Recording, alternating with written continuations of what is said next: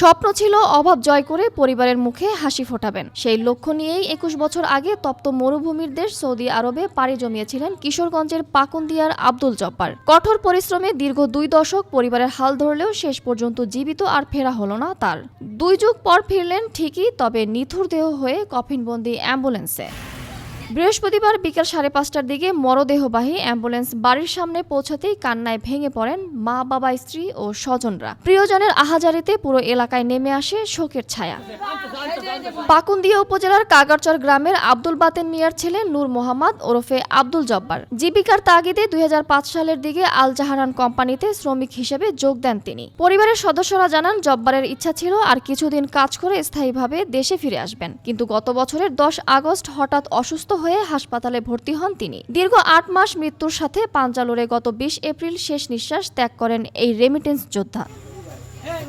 সাধারণত প্রবাস থেকে মরদেহ আসতে দীর্ঘ সময় লাগলেও এবার সরকারের তৎপরতায় দ্রুতই ফিরেছে জব্বারের দেহ। আবেদন করার মাত্র ১৮ দিনের মধ্যেই মরদেহ দেশে পৌঁছানোয় স্বস্তি প্রকাশ করেছেন স্বজনরা। এমন সময় হয়েছে ৭-৮ মাস পরে আসছি, কারণ এরপর অনেক জায়গা ঘুষ গাছ দিতে হচ্ছে, অনেক দৌড়াদৌড়ি করতেছে।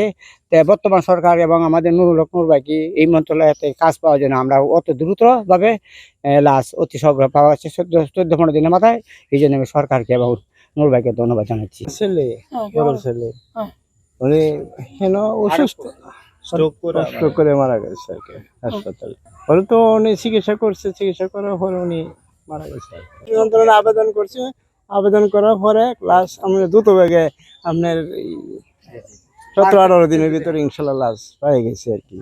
মরদেহ দাফনের জন্য তাৎক্ষণিকভাবে ৩৫,০০০ সহায়তা দিয়েছে ওয়েস আনার্স কল্যাণ বোর্ড। এছাড়া প্রবাসী কল্যাণ প্রতিমন্ত্রী নুরুল হকের সাথে আলোচনার প্রেক্ষিতে সৌদি কোম্পানির কাছ থেকে জব্বারের বকেয়া পাওনা আদায়ের দাবি জানিয়েছেন যুব অধিকার পরিষদ নেতা। উনি যেহেতু প্রায় ২০-২১ বছর যাবৎ সেই সৌদি আরব প্রবাসে দীর্ঘদিন কর্মরত ছিল, ওনার যে কোম্পানিতে হিসাব রয়েছে, সরকার যেন অতি দ্রুত এই হিসাবটা পরিবারের কাছে হস্তান্তর করে, তাহলে এই পরিবারটা এই অর্থ দিয়ে আগামী দিনে কিছুটা স্বাবলম্বী অথবা চলে ফিরে যেতে পারবে।